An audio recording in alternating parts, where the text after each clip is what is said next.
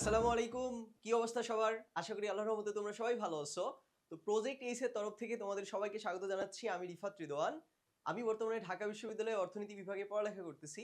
তো তোমাদের জন্য নিয়ে এসেছি অর্থনীতি প্রথম পত্রের প্রথম অধ্যায়ের একটা দারুণ ক্লাস। তো তোমরা অর্থনীতি ব্যাপারটা অনেকেই ভয় করো। ভয় করার কিচ্ছু নাই। এটা খুবই সহজ একটা সাবজেক্ট। শুধু একটু মনোযোগ দিয়ে পড়বা তাতেই কিন্তু হয়ে যাবে। তো তোমরা জানো যে অর্থনীতি প্রথম পত্রের প্রথম অধ্যায়ে অর্থনৈতিক যে মৌলিক সমস্যা আছে এবং এই সমস্যাগুলোর সমাধান নিয়ে আলোচনা করা হয়েছে। তো অর্থনীতি ব্যাপারটা আসলে কি? অর্থনীতি বলতে আসলে কি বোঝায়? তোমরা শুধু একটা কথা মনে রাখবা যে অর্থনীতি আসলে সীমাবদ্ধতা। অর্থনীতি বা economics is all about limitation. যে আমার অনেক চাহিদা, যে আমার গাড়ি থাকবে, বাড়ি থাকবে, আমি দেশ বিদেশ ঘুরবো। কিন্তু আমরা তো এটা পারি না। আমাদের সীমাবদ্ধতা আছে, আমাদের আর্থিক সীমাবদ্ধতা আছে। এছাড়াও আমাদের অনেক সীমাবদ্ধতা আছে। তো এই সীমাবদ্ধতা থাকার কারণে আমরা দেখা যায় যে আমাদের জীবনের অনেক ইচ্ছা আমরা পূরণ করতে পারি না। তো অর্থনীতি হলো সীমাবদ্ধতার একটা বিজ্ঞান বা সীমাবদ্ধতা নিয়ে আলোচনা করে। তো এই যে আমি আমার সীমাবদ্ধতা, অর্থনৈতিক সীমাবদ্ধতা, আমার পকেটে আমি যতটুকু চাই, যে পরিমাণে চাই ওই পরিমাণে টাকা পয়সা নাই। এ কারণে আমি আমার ইচ্ছাগুলো পূরণ করতে পারি না। তো অর্থনীতি এখানে একটা সমাধান নিয়ে আসে। কি সমাধান নিয়ে আসে? যে আচ্ছা ঠিক আছে, তোমার পকেটে তো সীমাবদ্ধ টাকা পয়সা আছে। তোমার পকেটে তো অঢেল সম্পদ নাই, অঢেল টাকা পয়সা নাই।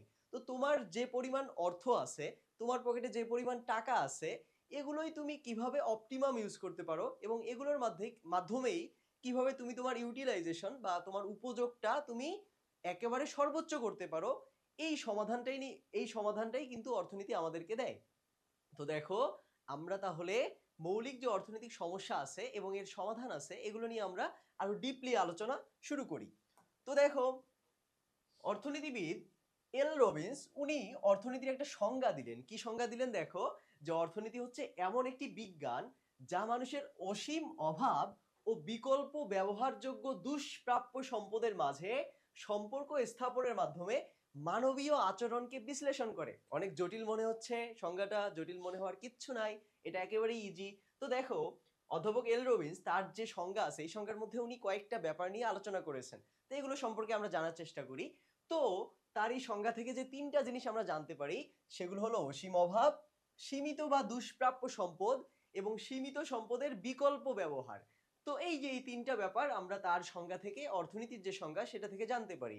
তো দেখো, এই যে আমাদের যে অসীম অভাব, আমাদের অভাব বলতে কি? আমাদের অনেক চাহিদা থাকবে, অনেক আমাদের ইচ্ছা, অফুরন্ত আমাদের ইচ্ছা থাকবে।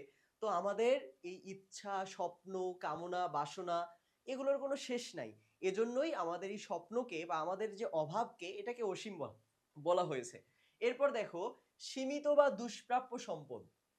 কিন্তু আমার যে এই অনেক ইচ্ছা আছে, অনেক যে স্বপ্ন, কামনা, বাসনা আছে, এগুলো পূরণ করার জন্য আমার কাছে কিন্তু পর্যাপ্ত কি নাই? সম্পদ নাই। তো এজন্যই বলা হয়েছে যে আমাদের কাছে যে সম্পদ আছে এই সম্পদটা কি? সীমিত বা দুষ্প্রাপ্য। আরেকটা এখন ৩ নম্বরে হলো সীমিত সম্পদের বিকল্প ব্যবহার। তো দেখো, এই প্রথম দুইটা হলো সমস্যা।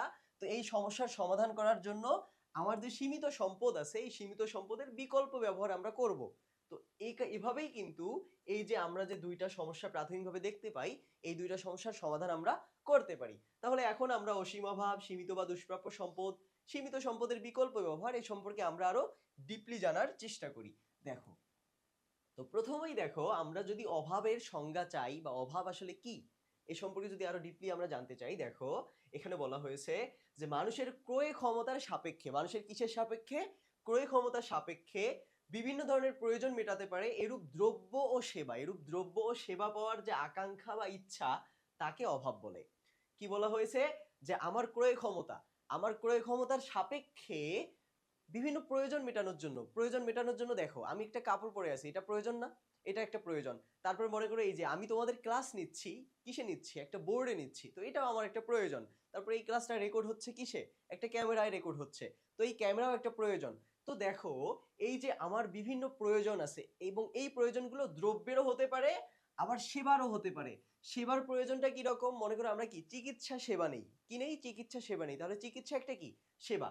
আর দ্রব্য হলো যে ম্যাটেরিয়ালস যেগুলো আছে এগুলোর প্রয়োজনটা হলো কি? দ্রব্য। যেমন তোমরা একটা এই ক্লাসটা করতেছো, তোমরা তো ফোনে করতেছো কিংবা ল্যাপটপে করতেছো কিংবা পিসিতে করতেছো, যেখানেই করতেছো। তো ওই যে তুমি যে ম্যাটেরিয়ালস বা যে দ্রব্যটা ইউজ করতেছো ওটাই হলো কি? একটা দ্রব্য। তো এই যে আমার যে ক্রয় ক্ষমতার সাপেক্ষে আমার প্রয়োজন মেটানোর জন্য যে দ্রব্য এবং সেবা পাইতে হয় আমাকে, বা যে দ্রব্য বা সেবার প্রয়োজন আমাকে হয়, এই দ্রব্য এবং সেবা পাওয়ার যে আকাঙ্ক্ষা বা ইচ্ছাকে কি বলে? অভাব বলে। এবং এই অভাবটা হলো অসীম। অভাবটা কি? অসীম। কি কারণে অভাব অসীম? কারণ মনে করো একজন গরিব মানুষ, একজন খুবই দরিদ্র একজন মানুষ, মনে করো ও খাইতে পারে না, একদমই খাইতে পারে না। তো পরবর্তীতে ওর একটা খাওয়ার ব্যবস্থা হলো, দেখা গেল যে ও আগে মনে করো দিনে 1 টাকাও ইনকাম করতে পারতেছে না, এরপর ওর একটা মনে করো একটা সামান্য একটা চাকরি হলো, কিংবা সে মনে করো খুবই একটা নিম্নমানের একটা কাজ করতেছে, কাজ করার কারণে সে মনে করো দৈনিক 300 টাকা করে পাচ্ছে। তো যখন সে 300 টাকা করে পাচ্ছে, তখন এই সে 300 টাকা দিয়ে সে তার প্রয়োজনীয় দ্রব্য এবং সেবাগুলোর ব্যবস্থা করতেছে। তো এরপর তার মনের মধ্যে কি জাগবে? যে আচ্ছা, আমি এখন 300 টাকা উপার্জন করতেছি, আমি কেন 500 টাকা উপার্জন করি না? তখন সে 500 টাকার প্রতি তার একটা কি খায়েশ জন্মায় বা ইচ্ছা জন্মায়। তো এরপর আবার কি ধীরে ধীরে সে ভাবে যে আচ্ছা, আমার একটা যদি ভালো ঘর থাকতো। এরপর যখন তার ভালো ঘর হয়, আচ্ছা ঠিক আছে, আমার ঘরটা ভালো আছে, তো এই ঘরটা আমি নতুন করে সাজাই, এই ঘরের মধ্যে আমি ফ্রিজ নিয়ে আসি, এই ঘরের মধ্যে আমি একটা আলমিরা রাখি, এই ঘরের মধ্যে আমার একটা বড় এলইডি স্ক্রিনের একটা টিভি থাকুক। তো এই যে তার ইচ্ছা বা তার যে আকাঙ্ক্ষা, এগুলো কিন্তু বাড়তেই থাকে, বাড়তেই থাকে, বাড়তেই থাকে। তো একটা পর্যায়ে দেখা যায় যে তার যদি অঢেল সম্পদও যদি হয়, তবুও কিন্তু মানুষের মনের মধ্যে একটা ইচ্ছা বা একটা আকাঙ্ক্ষা কিন্তু থেকেই যায়। তো তুমি যদি পৃথিবীর মধ্যে সবচেয়ে ধনী ব্যক্তি হও, তোমার কি আর ইচ্ছা আকাঙ্ক্ষা থাকবে না? তোমার কিন্তু আরো তখন ইচ্ছা আকাঙ্ক্ষা আরো অনেক বাড়বে। দেখো না ইলন মাস্ক, ও তো অনেক ধনী, এরপরও দেখো ও কোথায় যেতে চায়? মঙ্গল গ্রহে যেতে চায়। তো এটাও তার একটা ইচ্ছা বা আকাঙ্ক্ষা। তো এই যে আমাদের যে ইচ্ছা বা আকাঙ্ক্ষা আছে, এগুলো আসলে অসীম, এগুলোর কখনো শেষ নাই। তো এই কারণেই অভাবকে অসীম বলা হয়েছে। আচ্ছা, আর মানব জীবনে আমাদের যতগুলো মৌলিক অর্থনৈতিক সমস্যা আমরা ফেস করি, মোকাবেলা করি, এই সবগুলো সমস্যার মূলেই হলো আমার অভাব। মূলেই কি? অভাব। আচ্ছা, তাহলে আমরা অভাব সম্পর্কে জানলাম। এরপর আমরা দেখো দুষ্প্রাপ্যতা বা স্কারসিটি সম্পর্কে আমরা জানার চেষ্টা করি যে আসলে দুষ্প্রাপ্যতা বলতে আসলে কি বোঝায়। এগুলো কিন্তু খুবই খুবই ইম্পর্টেন্ট তোমাদের পরীক্ষার জন্য। তো ভালো করে মনোযোগ দিয়ে এগুলো পড়বা। আচ্ছা, তো দেখো দুষ্প্রাপ্যতার সংজ্ঞায় যা বলা হয়েছে, যে মানব জীবনের অসীম সমস্যা বা অসীম অভাব পূরণের জন্য সম্পদ সীমিত ও অপ্রচুর, অর্থাৎ দুষ্প্রাপ্য। বোঝা গেছে? তো দেখো, মনে করো আমাদের যে অভাব, এই অভাবগুলো মেটানোর জন্য আমাদের যে সম্পদ, এই সম্পদটা কি সীমিত বা অপ্রচুর। তো এই সম্পদটা সীমিত থাকার কারণেই কিন্তু, বা এই সম্পদ যে সীমিত থাকার যে ব্যাপারটা আছে, এটাকেই কি বলা হয়? দুষ্প্রাপ্যতা বলা হয়। কি বলা হয়? দুষ্প্রাপ্যতা বলা হয়। যে আমি এখন চাইলেই একটা জেট বিমানের মালিক হতে পারছি না। আমি এখন চাইলেই মনে করো হুট করে রাতারাতি বিভিন্ন একটা দেশে ঘুরতে যেতে চাই, বা একটা কোনো মনে করো বিচে আমি ঘুরতে যেতে চাই, এটা আমি পারতেছি না। তো এই যে আমার যে সীমাবদ্ধতা আছে, এই সীমাবদ্ধটাকেই বলা হয়, কি কারণে এই সীমাবদ্ধতাতে দেখা দেয়? যে আমার সম্পদ সীমিত, যে আমার পকেটে হয়তো ওই পরিমাণ টাকা নেই, যে পরিমাণ টাকা থাকলে হুট করে একটা দেশে ঘুরতে যাওয়া যায়, হুট করে একটা জেট বিমানের মালিক হওয়া যায়, হুট করে একটা বাইক কেনা যায়, হুট করে একটা ডিভাইস কেনা যায়, একটা আইফোন কেনা যায়। তো এই যে আমাদের যে সম্পদ, এই সম্পদ কি সীমিত বা অপ্রচুর, বা এই সম্পদটা আসলে কি নয়? যথেষ্ট নয়। তো এই কারণেই আসলে সম্পদকে কি বলা হয়েছে? সীমিত বলা হয়েছে, বা এটাকে বলা হয় দুষ্প্রাপ্য। কি বলা হয়? দুষ্প্রাপ্য। তাহলে সম্পদ কি? সম্পদ হলো দুষ্প্রাপ্য।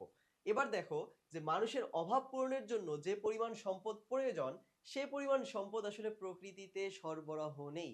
বোঝা গেছে? তো এখন মনে করো দুনিয়াতে সবাই যদি একই সাথে ধনী হতে চায়, পারবে? পারবে না তো। কি কারণে? কারণ ধনী হওয়ার জন্য যে পরিমাণ সম্পদ দুনিয়াতে থাকা দরকার, এই পরিমাণ সম্পদ আসলে দুনিয়াতেই নাই। তো না থাকার কারণেই কি এক ধরনের দুষ্প্রাপ্যতা দেখা দেয়। আচ্ছা, তো এই যে প্রয়োজনীয় সম্পদের যে অভাব, তাকেই আসলে অর্থনীতিতে দুষ্প্রাপ্যতা হিসেবে চিহ্নিত করা হয়। কি হিসেবে চিহ্নিত করা হয়? দুষ্প্রাপ্যতা হিসেবে চিহ্নিত করা হয়। তাহলে দুষ্প্রাপ্যতা আমরা বুঝলাম কাকে বলে, অভাব কি সেটাও বুঝলাম। তাহলে আমরা বুঝলাম আমাদের যে অভাব, এই অভাবটা হলো কি? অসীম। এবং এই অভাব পূরণের জন্য আমাদের যে সম্পদ, এই সম্পদটাও সীমিত। আর সম্পদটা সীমিত হওয়ার কারণে এই সম্পদটাকে আমরা কি বলে আখ্যায়িত করতেছি? যে দুষ্প্রাপ্য হিসেবে আখ্যায়িত করতেছি, এবং এটাকেই বলা হয় দুষ্প্রাপ্যতা। আচ্ছা, তো এরপর এরপর দেখো কি আছে। দেখো, এই যে দেখো আমার অসীম অভাব, অর্থাৎ বিভিন্ন দ্রব্য আমাকে পাইতে হবে, বা বিভিন্ন সেবার প্রয়োজন আমার আছে। তো এই দ্রব্য এবং সেবার প্রয়োজনগুলো আমি কিভাবে মিটাবো? আমার তো সম্পদ সীমিত। তো এই যে আমার অসীম অভাবকে আমি সীমিত সম্পদ দিয়ে কিভাবে আমি একটা সুন্দর লাইফ লিড করতে পারি, বা আমি কিভাবে একটা সুন্দর নির্বাচন করতে পারি, এই ব্যাপারেই কিন্তু ইকোনমিক্সের যে নির্বাচন এখানে আলোচনা করা হয়। যে আমার অভাব অসীম, আচ্ছা ঠিক আছে, আমার তো অনেকগুলো অভাব আছে। কিরকম অভাব আছে? মনে করো আমার একটা আইফোন কেনার অভাব আছে, আমার একটা বাইক কেনার অভাব আছে, আমার একটা প্রাইভেট কার কেনার অভাব আছে, আমার বিদেশে ঘুরতে যাওয়ার অভাব আছে। তো এই যে দ্রব্য এবং সেবা পাওয়ার যে চাহিদা, এগুলোই তো আমাদের অভাব। তো এই যে আমার মনে করো অনেকগুলো অভাব আছে, কিন্তু আমার পকেটে ওই পরিমাণ টাকা নেই। আবার আমার আরো একটা অভাব আছে, সেই অভাবটা কি? যে আমাকে দৈনন্দিন 3 বেলা খাইতে হয়, এটাও তো আমার একটা অভাব, তাই না? তো এখন দেখো, তো তোমার অভাব হলো দুই ধরনের, অনেক ধরনের অভাব হইতে পারে। একটা মনে করো, দুইটা যদি উদাহরণ দিই, যে আমার অভাব হলো একটা আইফোন কেনা, আবার আমার অভাব হলো প্রতিদিন 3 বেলা ভালো মতো খাওয়া। তো আমার এই যে দুইটা অভাব, একটা হলো কি আইফোন কেনার অভাব, আর একটা হলো 3 বেলা খাওয়ার অভাব। তো এখন আমার পকেটে মনে করো সীমাবদ্ধ টাকা আছে। তো এই টাকা দিয়ে এখন আমি কি পূরণ করব? এই টাকা দিয়ে আমি কি পূরণ করব? আমি তখন পূরণ করব যে আমার জন্য সবচেয়ে প্রয়োজনীয় কোনটা সেটা। তাহলে আমার জন্য প্রয়োজনীয় দেখা যাচ্ছে যে আইফোনের চেয়ে আমার জন্য বেশি প্রয়োজনীয় হলো দৈনিক 3 বেলা করে ভালো মতো খাওয়া। তো তখন আমি কি করব? আমার যে সীমিত সম্পদ আছে, দুষ্প্রাপ্য যে সম্পদ আছে, এটা দিয়ে তখন আমি 3 বেলা খাবো। ঠিক আছে? তো খাওয়ার ক্ষেত্রেই আবার তোমরা অনেক ধরনের অভাব দেখতে পাবা। যে মনে করো তুমি তো এখন দুপুরবেলা, এখন মনে করো দুপুরবেলা তুমি চাইলে 100 টাকা দিয়ে একটা নর্মাল রেস্টুরেন্টে খাইতে পারো। আবার তোমার মনে হলো যে আচ্ছা ঠিক আছে, তুমি এখন দুপুরবেলা নর্মাল রেস্টুরেন্টে না খেয়ে তুমি মনে করো একটা ভালো উন্নত মানের একটা রেস্টুরেন্টে খাবা, ওখানে মনে করো 1000 টাকা বিল লাগতেছে। তো এখন তোমার কাছে সম্পদ সীমিত, তোমার কাছে 1000 টাকা নাই, তোমার কাছে মনে করো আছে কত টাকা, 300 টাকা আছে। তো তখন তুমি কি করবা? তো তোমার অভাব কি? খাওয়ার অভাব। তো তখন তুমি দেখতেছো যে আচ্ছা ঠিক আছে, আমি ভালো কোনো একটা রেস্টুরেন্টে খাওয়ার বদলে আমি যদি নর্মাল একটা রেস্টুরেন্টে খাই, তাহলে আমি ভালো মতো খাইতে পারবো। তো তখন তুমি নির্বাচন করবা কি? তখন তুমি নির্বাচন করবা ভালো একটা রেস্টুরেন্টের চেয়ে একটা নর্মাল রেস্টুরেন্ট তুমি কি করবা? নির্বাচন করবা যে এই নর্মাল রেস্টুরেন্টে তুমি আজকে দুপুরে খাবা। তাহলে কি? এটাই হলো আমাদের নির্বাচন। তাহলে আমাদের অসীম অভাবকে সীমিত সম্পদ দিয়ে আমরা যখন সলভ করতে চাই, তখনই কিন্তু আমাদের নির্বাচন, এই ব্যাপারটা সামনে চলে আসে। তাহলে নির্বাচন কি? দেখো, যে মানুষের জীবনে অভাব যেমন অফুরন্ত, তেমনি আমাদের সম্পদ কি সীমিত। আর এই অফুরন্ত অভাবের মধ্যে সব অভাব সমান গুরুত্বপূর্ণ নয়, অর্থাৎ অভাবের ক্ষেত্রেও কিন্তু কি আছে? তারতম্য আছে। অভাবের ক্ষেত্রেও কি আছে? তারতম্য আছে। তাই অভাবের গুরুত্ব এবং সম্পদের বিকল্প বা দক্ষ ব্যবহারও নির্ধারণ করতে হয়। দেখো, সম্পদের বিকল্প বা দক্ষ ব্যবহারও কি করতে হয়? নির্ধারণ করতে হয়। তো তুমি চাইলে তো একটা ভালো রেস্টুরেন্টে গিয়ে খাইতে পারবা, তো তোমার কাছে 500 টাকা আছে। তো 500 টাকা তুমি দেখলা যে ওখানে বাকি রাখার সুযোগ আছে, তো তুমি চাইলে বাকি রেখে খাইতে পারো, বাট ওটা তো তোমার সম্পদের দক্ষ ব্যবহার হলো না। বরং তুমি একটা কম দামি নর্মাল রেস্টুরেন্টে খাও, 100 টাকা দিয়েই খাও, তোমার হাতে আরো 200 টাকা থাকুক, এটা হলো তোমার সম্পদের দক্ষ ব্যবহার। কি ব্যবহার? দক্ষ ব্যবহার। আচ্ছা, তো এই অভাবের গুরুত্ব বিবেচনা করে আমার সম্পদের দক্ষ এবং বিকল্প ব্যবহার কিন্তু নির্ধারণ করতে হয়। আচ্ছা, আর এই কারণেই কিন্তু প্রয়োজন হয় নির্বাচনের। আর নির্বাচনের প্রয়োজনটা কি? যে আমি মনে করো দুইটা অপশন আমার হাতে আছে, এ এবং বি। এই দুইটা অপশনের মধ্যে আমি এ চুজ করব নাকি বি চুজ করব।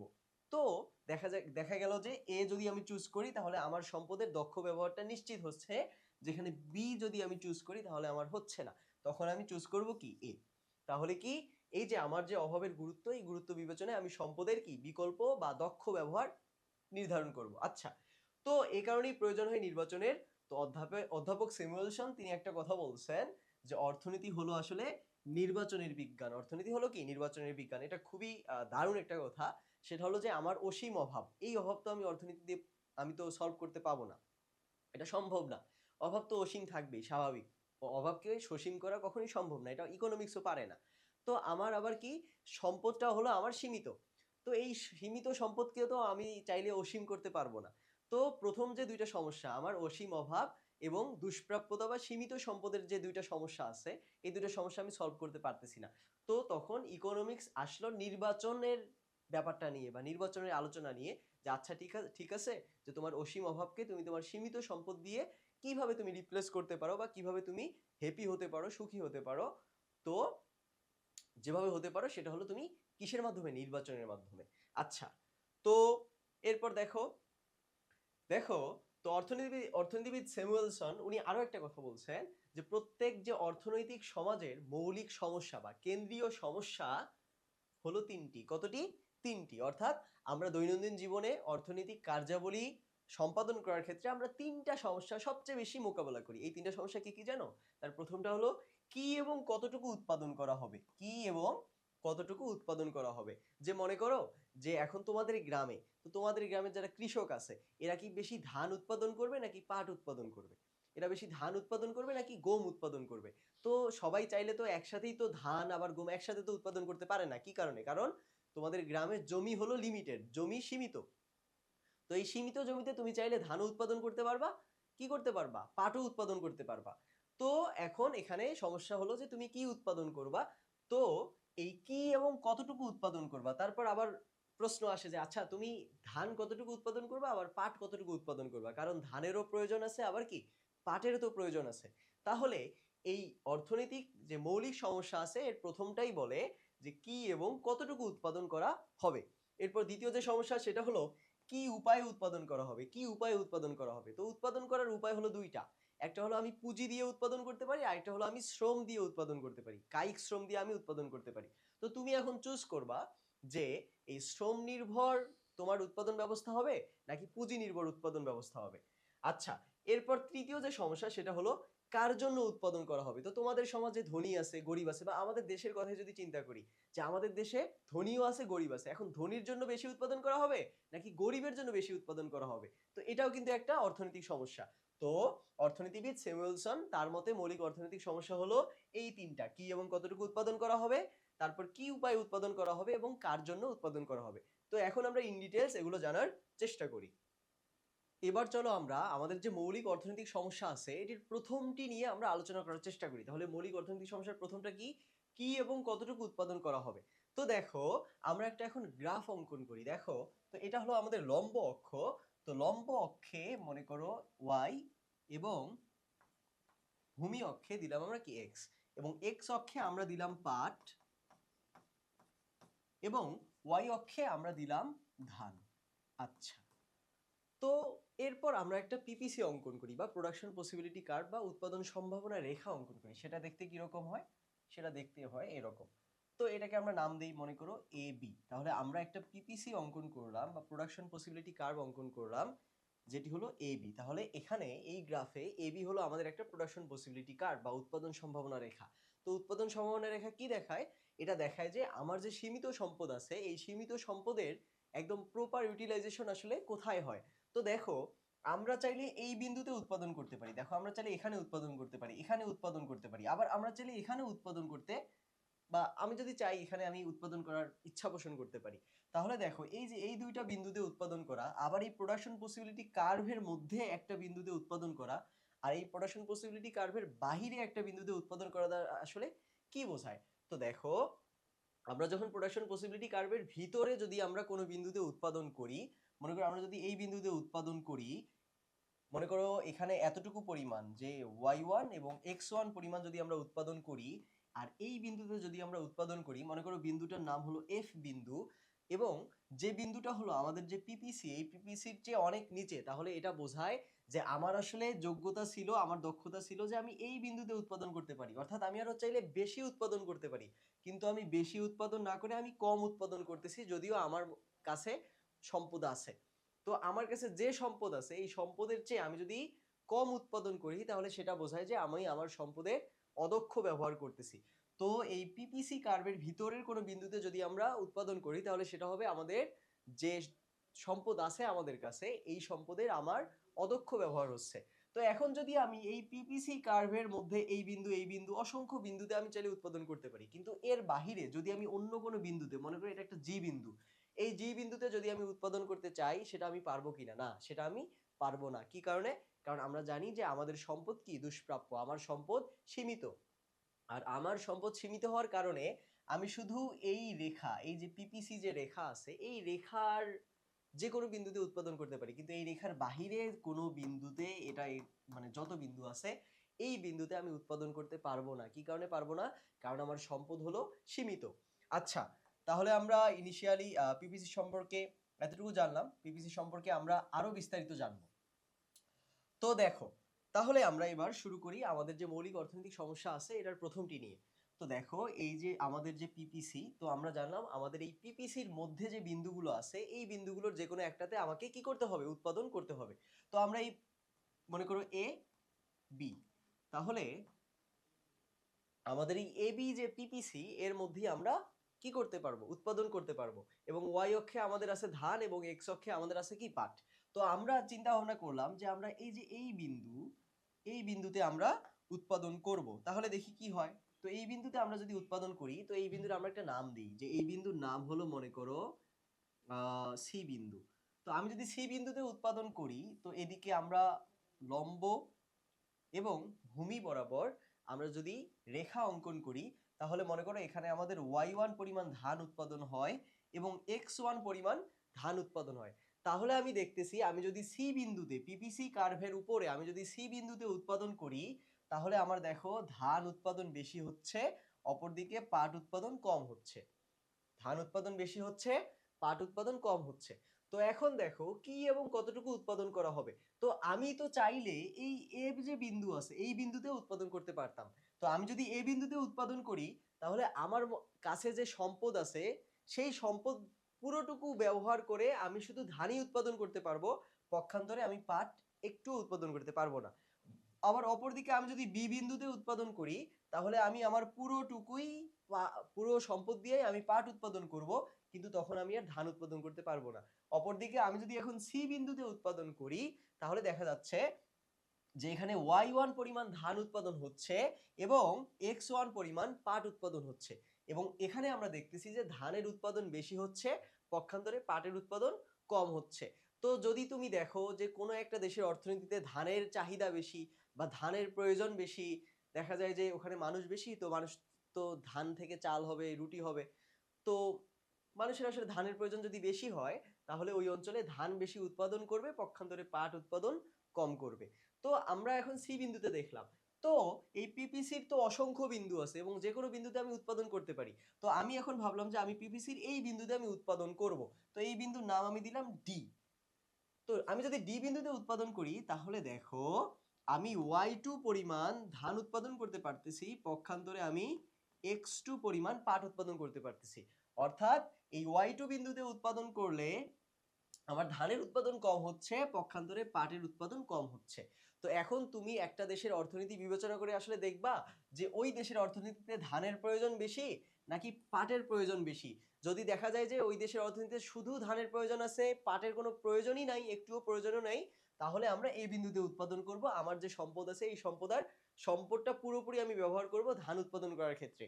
পক্ষান্তরে যদি দেখা যায় যে ওই দেশের অর্থনীতিতে ধানের কোনো প্রয়োজন নাই, বরং পাটের প্রয়োজন সবচেয়ে বেশি, তাহলে আমি কোন বিন্দুতে উৎপাদন করব, বি বিন্দুতে উৎপাদন করব। তাহলে কি হবে, ধান 1 ইউনিট পরিমাণ উৎপাদন হবে না, অপরদিকে পাট উৎপাদন হবে একদম আমার পুরো সম্পদ ব্যবহার করে। আর অন্যদিকে যদি দেখা যায় যে আচ্ছা আমার ওই দেশের অর্থনীতিতে ধানের প্রয়োজন অনেক বেশি, কিন্তু পাটেরও প্রয়োজন আছে, কিন্তু পাটের প্রয়োজনটা একটু কম, তখন আমি আমার কাছে যে সম্পদ আছে এই সম্পদটা ইউজ করে তখন আমি সি বিন্দুতে উৎপাদন করব, যেখানে ধানের উৎপাদন বেশি হয়, পাটের উৎপাদন কম হয়। আবার এর ঠিক ভাইস ভার্সা হলো ডি বিন্দু, যে যদি দেখা যায় পাটের প্রয়োজন বেশি, পক্ষান্তরে ধানের প্রয়োজন কম, তখন আমরা ডি বিন্দুতে উৎপাদন করব, যে বিন্দুতে উৎপাদন করলে আমাদের x2 পরিমাণ পাট উৎপাদন হয়, y2 পরিমাণ ধান উৎপাদন হয়। অর্থাৎ ডি বিন্দুতে আমাদের পাট বেশি উৎপাদিত হচ্ছে, ধান উৎপাদন কম হচ্ছে। তো এই যে আমি তো চাইলেই একেবারে এ বিন্দুতে এবং একসাথে বি বিন্দুতে উৎপাদন করতে আমি পারবো না। যে আচ্ছা ঠিক আছে, আমি চাই যে ধানও অনেক উৎপাদিত হোক, পাটও অনেক উৎপাদিত হোক, কিন্তু আমি তো পারবো না। কি কারণে পারবো না? কারণ আমার ওই দেশের মধ্যে জমি কম আছে। তারপর জমি তুমি চাষ করতে তোমার কি লাগবে, বিভিন্ন প্রযুক্তি লাগবে, ট্রিলার মেশিন লাগবে, বা সেচ করার জন্য তোমার মোটর লাগবে, বা অনেক শ্রমিক লাগবে। তো এই শ্রমিককে তো তোমার আবার টাকা দিতে হবে, বেতন দিতে হবে, পারিশ্রমিক দিতে হবে। তো তোমার কাছে তো এত হিউজ পরিমাণে অর্থ নাই। আবার তোমার ওই দেশের মধ্যে তো জমিও তো অল্প। তো তুমি একই জমিতে একই সাথে কিভাবে ধান এবং পাট উৎপাদন করবা? যে মনে করো এই যে এরকম একটা জমি, তো এই জমিতে তুমি চাইলে ধান উৎপাদন করতে পারো পুরোটা জুড়ে, অথবা তুমি অর্ধেক অর্ধেক করে এখানে ধান উৎপাদন করলা, এখানে পাট উৎপাদন করলা। কিন্তু তুমি তো চাইলে এই পুরো জমিতে একই সাথে ধান এবং পাট উৎপাদন করতে পারবা না, এটা তো অসম্ভব। তো এই যে আমাদের যে সম্পদ, এই সম্পদটা হলো কি আমাদের সীমিত। তো এখন যদি আমি দেখি যে আচ্ছা ঠিক আছে আমার ধানের প্রয়োজনই সবচেয়ে বেশি, পাটের কোনো প্রয়োজন নাই, তখন আমি পুরো জমিতেই ধান উৎপাদন করব। পক্ষান্তরে যদি পাটের প্রয়োজন সবচেয়ে বেশি হয়, ধানের কোনো প্রয়োজনই না থাকে, তো পুরো জমিতে তখন আমি পাট উৎপাদন করব। আর অন্যদিকে যদি দেখা যায় যে আমার ধানের প্রয়োজন আছে, আবার পাটেরও অল্প প্রয়োজন আছে, তখন আমি ধান বেশি পরিমাণে উৎপাদন করব। মনে করো এই পরিমাণ আমি ধান উৎপাদন করব আর এই পরিমাণ আমি কি করব, পাট উৎপাদন করব। আর ঠিক এর বিপরীত হতে পারে যে আমার ধানের প্রয়োজন কম, পক্ষান্তরে পাটের প্রয়োজন বেশি, তাহলে আমি বেশি পরিমাণ অংশে পাট উৎপাদন করব, কম পরিমাণ অংশে আমি ধান উৎপাদন করব। তো অর্থনীতি এসে আমাদেরকে এই যে নির্বাচন করার, অর্থাৎ আমার সীমিত যে সম্পদ আছে, এই সীমিত সম্পদকে আমি প্রপারলি ইউজ করে কিভাবে আমি আমার যে চাহিদা বা আকাঙ্ক্ষা সেটাকে পূরণ করতে পারি, আমি কিভাবে আমার ইউটিলিটি পূরণ করতে পারি বা ম্যাক্সিমাইজ করতে পারি, এখানে অর্থনীতি আমাদেরকে এই উপায়টাই বাতলে দেয়। তাহলে আমাদের যে মৌলিক অর্থনৈতিক সমস্যা আছে, এটার প্রথমটা হলো কি এবং কতটুকু উৎপাদন করা হবে সেটা আমরা বুঝতে পারি এ ধরনের একটা গ্রাফ দিয়ে, যে যদি আমার ধানের প্রয়োজন বেশি হয় ধান বেশি উৎপাদন করব, পাটের প্রয়োজন বেশি হলে পাট বেশি উৎপাদন করব, আর এরকম অনেক সিনারিও এখানে হতে পারে। তো আমি দেখব, পরিমাপ করব যে আসলে আমার ধানের প্রয়োজন কতটুকু, ওটা একদম সূক্ষ্মভাবে আমি পরিমাপ করে ওই অনুযায়ী তখন আমি কি করব, উৎপাদন করব।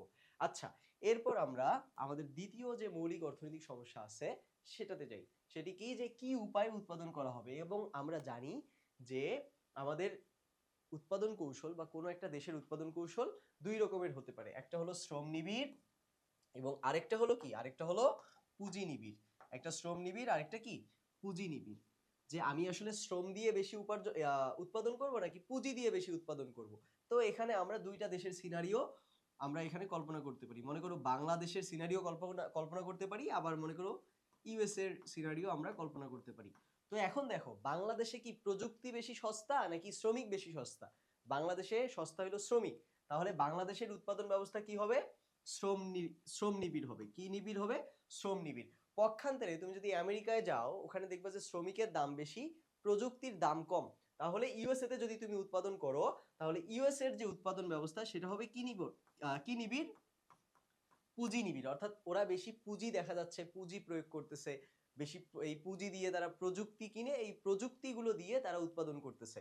তাহলে বাংলাদেশের সিনারিও চিন্তা করে দেখা যায় যে বাংলাদেশে উৎপাদন ব্যবস্থা হবে শ্রম নিবিড়, আর ইউএসএ তে যে উৎপাদন ব্যবস্থা সেটি হবে কি নিবিড়, পুঁজি নিবিড়। তো এটা আমরা একটা গ্রাফের মাধ্যমে দেখতে পাই। তো এখানে যে গ্রাফটা আছে এই গ্রাফটা হলো আইসোকোয়ান্ট। এটা কি কি বলা হয়, আইসোকোয়ান্ট কার্ভ। কি বলা হয়, আইসোকোয়ান্ট কার্ভ।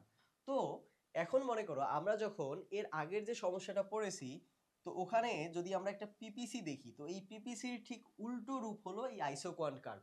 প্রোডাকশন পসিবিলিটি কার্ভের উল্টোটা কি, আইসোকোয়ান্ট কার্ভ। যে দেখো এটার বেন্ডিং একদিকে আর এটার বেন্ডিং আরেক দিকে। তো এখানে দেখো আমরা যদি এই বিন্দুতে উৎপাদন করি, তাহলে দেখো এই যে আমাদের এক্স অক্ষে যে প্রোডাক্টটা থাকে সেটার প্রোডাক্ট জিরো হয়। কি হয়, জিরো হয়। আবার আমি যদি এই বিন্দুতে উৎপাদন করি, তাহলে আমাদের ওয়াই অক্ষে আমার যে প্রোডাক্টটা থাকে সেটার উৎপাদন কি হয়, জিরো হয়। কিন্তু এখানে এসে আইসোকোয়ান্ট কার্ভ, দেখো আইসোকোয়ান্ট কার্ভ ঠিক এর উল্টা। এই যে এমন দেখাচ্ছে আইসোকোয়ান্ট কার্ভটা কি এরকম। তাহলে এই যে মাথা, এই মাথাটা তো এই লম্ব অক্ষেও লাগতেছে না, স্পর্শ করতেছে না, আবার এই ভূমি অক্ষেও কিন্তু স্পর্শ করতেছে না। অর্থাৎ এই আইসোকোয়ান্ট কার্ভ কখনোই দেখায় না যে একটা দেশ শুধুমাত্র শুধুমাত্র শ্রম দিয়েই উৎপাদন করতে পারবে, এটা কিন্তু দেখায় না। অর্থাৎ একটা দেশ যদি উৎপাদন করতে চায়, হ্যাঁ ঠিক আছে, সে মনে করো 90% পুঁজি প্রয়োগ করতে পারে, বাট তার 10% বা একদম মানে অল্প হলেও তার কিন্তু শ্রম লাগবে। আবার অন্য কোনো দেশ ও যদি শ্রম দিয়ে শুধু উৎপাদন করতে চায় সে পারবে না, বরং কি সে দেখা গেল যে সে 90% ক্ষেত্রে সে শ্রমিক ইউজ করলো বা শ্রম ইউজ করলো, কিন্তু তার 10% হলেও কি লাগবে, প্রযুক্তি লাগবে। এটা কি রকম, মনে করো বাংলাদেশের কথাই চিন্তা করো, আমরা বলছি যে বাংলাদেশের উৎপাদন ব্যবস্থা শ্রম নির্ভর। তো এখন যদি বাংলাদেশের শুধু শ্রমিকরা শুধু যদি মাঠে যায়, তাহলে কি তারা উৎপাদন করতে পারবে, তারা তো পারবে না। বরং তাদের লাঙল লাগবে, কোদাল লাগবে, তারপর মনে করো আরো বিভিন্ন প্রযুক্তি লাগবে। তো অল্প পরিমাণ হলেও কিন্তু তাদের প্রযুক্তি লাগতেছে। তা যেহেতু প্রযুক্তি লাগতেছে বা পুঁজি লাগতেছে, তো সুতরাং পুঁজির পরিমাণ কখনো জিরো হতে পারবে না। ঠিক উল্টো ক্ষেত্রেও কিন্তু একই জিনিস প্রকাশ পায়, যে ইউএসএ তে যদি কেউ শুধু পুঁজি বা শুধু মূলধন ইউজ করতে পারে, তাহলে কি সে উৎপাদন করতে পারবে, না পারবে না। সে মনে করো পুঁজি দিয়ে অনেক প্রযুক্তি কিনলো, ট্রাক্টর কিনলো, হাবিজাবি অনেক কিনলো, কিন্তু এগুলো তো চালানোর জন্য একজন হোক, দুজন হোক, 5 জন 10 জন হোক, মানুষ তো লাগবে। তো এই মানুষটা তো শ্রমিক। তো কেউ চাইলে শুধু পুঁজি দিয়ে শ্রম ছাড়া উৎপাদন করতে পারবে না, আবার কেউ চাইলে শুধু শ্রম দিয়ে কোনো ধরনের পুঁজি ছাড়াও কিন্তু উৎপাদন করতে পারবে না। তো উৎপাদন করার ক্ষেত্রে শ্রমও লাগবে, পুঁজিও লাগবে। তো এই কারণেই কিন্তু আইসোকোয়ান্ট কার্ভ এখানে বলে যে আমার ক্যাপিটাল এবং আমার লেবার, অর্থাৎ আমার শ্রম এবং আমার পুঁজি কোনোটাই কিন্তু জিরো হতে পারবে না, বরং কম বেশি হতে পারে। একটা অনেক বেশি হতে পারে, একটা সামান্য হতে পারে, বাট সামান্য হলেও কিন্তু প্রয়োজন আছে। তো আইসোকোয়ান্ট কার্ভে দেখো এখানে ওয়াই অক্ষ এবং এক্স অক্ষ। তো এক্স অক্ষে দেখাচ্ছে লেবার বা শ্রম, এবং আমাদের যে ওয়াই অক্ষ আছে এখানে আমাদের দেখাচ্ছে ক্যাপিটাল, এটাকে আমরা কে দিয়ে প্রকাশ করি। তাহলে দেখো আমরা এখন বিভিন্ন বিন্দুতে আমরা উৎপাদন করতে পারি। তো আমরা যদি এখন এ বিন্দুতে উৎপাদন করি, তার মানে কি বোঝায় যে আমি ক্যাপিটাল বেশি ইউজ করতেছি, পক্ষান্তরে অল্প পরিমাণ আমি লেবার ইউজ করতেছি। ঠিক আছে, তাহলে আমি যদি এ বিন্দুতে উৎপাদন করি তাহলে এখানে কি হবে, ক্যাপিটাল আমি বেশি পরিমাণে ইউজ করব, পক্ষান্তরে আমি লেবার খুব কম পরিমাণে ইউজ করব। আবার আমি যদি এখন বি বিন্দুতে উৎপাদন করি তাহলে দেখা যায় যে K1 পরিমাণ, এই যে K1 পরিমাণ আমি কি করতেছি, ক্যাপিটাল ইউজ করতেছি, এবং L1 পরিমাণ আমি কি করতেছি, লেবার ইউজ করতেছি। তো এখানেও আমার ক্যাপিটাল বেশি ইউজ করতেছি লেবারের চেয়ে, কিন্তু লেবারের পরিমাণ আগের চেয়ে একটু বেড়েছে। আগে ও এল পরিমাণ বা 0 এল পরিমাণ আমরা উৎপাদন লেবার ইউজ করেছি, এবার সেখান থেকে আমাদের পরিমাণ বেড়ে গিয়ে এল থেকে L1 পরিমাণ লেবার এখন আমরা ইউজ করতেছি। তো আমরা চাইলে আইসোকোয়ান্ট কার্ভের আরো অনেকগুলো বিন্দুতে আমরা উৎপাদন করতে পারি। তো চাইলে সি বিন্দুতে উৎপাদন করতে পারি, ডি বিন্দুতে উৎপাদন করতে পারি, তো এমন আরো অসংখ্য বিন্দুতে আমরা উৎপাদন করতে পারি। আচ্ছা, তো এখান থেকে আমরা যে জিনিসটা শিখলাম সেটা হলো যে কোনো দেশের উৎপাদন ব্যবস্থা দুই ধরনের হতে পারে, একটা হলো শ্রম নিবিড় বা শ্রম নির্ভর, আর একটা হলো কি পুঁজি নির্ভর। কিন্তু শ্রম নির্ভর হলেও সেই দেশে উৎপাদন করার ক্ষেত্রে অল্প হলেও পুঁজি লাগবে, আবার পুঁজি নিবিড় হলেও সেই দেশে উৎপাদন করার ক্ষেত্রে অল্প হলেও কি লাগবে, শ্রম লাগবে। তো আমরা গ্রাফের মাধ্যমে আইসোকোয়ান্ট কার্ভের আরেকটা জিনিস দেখলাম যে আইসোকোয়ান্ট কার্ভ কখনো এই যে হরাইজন্টাল এক্সিস এবং যে লম্ব যে এক্সিস আছে, ভার্টিক্যাল যে এক্সিস আছে, এই এক্সিসকে কখনো ক্রস করবে না বা কখনো টাচ করবে না। সেটা কিরকম, যে এটা একেবারেই কাছাকাছি যেতে পারে, কাছাকাছি যাবে, কিন্তু কখনোই এই যে আমার অক্ষ আছে এই অক্ষের সাথে স্পর্শ করবে না।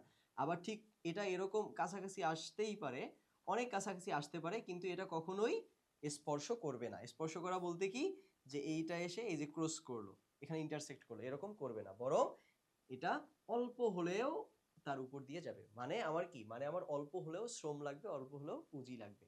আচ্ছা, তো এরপর আমরা তৃতীয় যে মৌলিক অর্থনৈতিক সমস্যা আছে এটা নিয়ে আমরা আলোচনা করি, যে দেখো কার জন্য উৎপাদন করা হবে। এটা একেবারে ইজি। তো দেখো একটা দেশের মধ্যে ধনী আছে, গরিব আছে, এখন ধনীর জন্য বেশি উৎপাদন করা হবে নাকি গরিবের জন্য বেশি উৎপাদন করা হবে। তো আমরা এটা একটা কার্ভের মাধ্যমে দেখি। মনে করো এখানে আমরা লম্ব অক্ষে আমরা দিলাম ধনী, আর এখানে ভূমি অক্ষে আমরা দিলাম কি, গরিব। ঠিক আছে, আচ্ছা। তো এখন দেখো আমাদের একটা প্রোডাকশন পসিবিলিটি কার্ভ আছে। তো আমি চাইলে এই প্রোডাকশন পসিবিলিটি কার্ভের যে কোনো বিন্দুতে উৎপাদন করতে পারি। তা আমি বেছে নিলাম যে আমি মনে করো এই বিন্দুতে উৎপাদন করব। তো এই বিন্দুর নাম আমি দিলাম, মনে করো এটা এ বি পিপিসি, এই বিন্দুর নাম হলো কি সি। তো আমি চাইলে এই বিন্দুতে উৎপাদন করতে পারি। দেখো এই বিন্দুতে উৎপাদন করলে আমাদের কি হয়, y1 পরিমাণ ধনীদের জন্য পণ্য উৎপাদন হয়, পক্ষান্তরে x1 পরিমাণ গরিবদের জন্য উৎপাদন হয়। আবার যদি আমরা এখন ডি বিন্দুতে উৎপাদন করি, মানে ডি বিন্দুতে যদি আমরা উৎপাদন করি তাহলে দেখা যায় যে y2 পরিমাণ ধনীদের জন্য উৎপাদন হয় এবং x2 পরিমাণ কি হয়, গরিবদের জন্য উৎপাদিত হয়। তাহলে আমরা যদি সি বিন্দুতে উৎপাদন করি তার মানে বোঝায় কি, যে ওই দেশ বা ওই অর্থনীতিতে ধনীদের জন্য যে প্রোডাক্ট আছে, যে সার্ভিস আছে, এগুলো বেশি উৎপাদন করা হচ্ছে। আর যদি আমি ডি বিন্দুতে উৎপাদন করি তাহলে দেখা যায় যে ওই দেশে গরিবের সংখ্যা বেশি এবং গরিবদের জন্য বেশি উৎপাদন করা হচ্ছে, পক্ষান্তরে ধনীদের জন্য কম উৎপাদন করা হচ্ছে। তো আমরা বিভিন্ন সিনারিও বা বিভিন্ন ডাটাবেজের ভিত্তিতে আমরা আসলে এটা বিবেচনা করব যে ওই দেশে আসলে ধনীদের যে জন্য যে প্রোডাক্টগুলো প্রয়োজন এগুলো বেশি উৎপাদিত হবে, নাকি গরিবদের জন্য যে প্রোডাক্টগুলো প্রয়োজন, যে সার্ভিসগুলো প্রয়োজন, এগুলো বেশি উৎপাদিত হবে। তো বাংলাদেশের প্রেক্ষিতে যদি চিন্তা করো যে বাংলাদেশে গরিব মানুষ বেশি, তাহলে বাংলাদেশ কি সি বিন্দুতে উৎপাদন করবে নাকি ডি বিন্দুতে উৎপাদন করবে বলো তো? তাহলে বাংলাদেশ কিন্তু ডি বিন্দুতে উৎপাদন করবে। বাংলাদেশ কি করবে? ডি বিন্দুতে উৎপাদন করবে। যেহেতু বাংলাদেশে গরিবের সংখ্যা বেশি, সুতরাং গরিবদের জন্য প্রয়োজনীয় যে দ্রব্য আছে, যে সেবাগুলো আছে, এগুলো কিন্তু বাংলাদেশে উৎপাদিত হবে। পক্ষান্তরে যদি ইউএস এর কথা চিন্তা ভাবনা করি, তাহলে ইউএসএ কিন্তু সি বিন্দুতে কি করবে? সে উৎপাদন করবে। কি কারণে? কারণ ইউএসএ তে ধনীদের সংখ্যা বেশি, পক্ষান্তরে গরিবের সংখ্যা কম।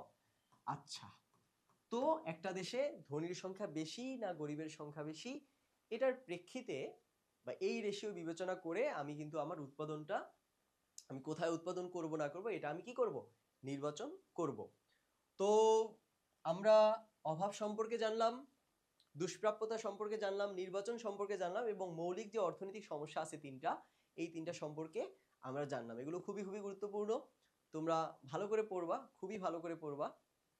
তাহলে দেখা যাবে যে তোমাদের বিভিন্ন পরীক্ষায়ও কিন্তু এটা আসে এবং পরবর্তীতেও তোমরা যদি ইকোনমিক্স নিয়ে পড়তে চাও, তাহলে এগুলো নিয়ে কিন্তু আরো বিশদভাবে পড়ালেখা করতে হবে। তো আজকে এ পর্যন্তই। আশা করি পরবর্তীতে আরো একটি ক্লাসে তোমাদের সাথে দেখা হবে। আসসালামু আলাইকুম।